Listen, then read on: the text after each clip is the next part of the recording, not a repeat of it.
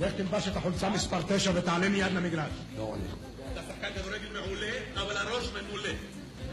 הרגליים שלך רצות, אבל השכל הולך לאט מאוד. לך תלבש את החולצה מספר 9 ותעלה מיד למגרש. זה חיים, זה כדורגל.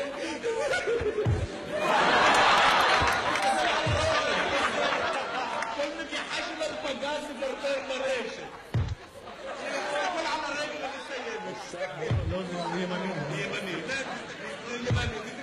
כל מסירה סרגל.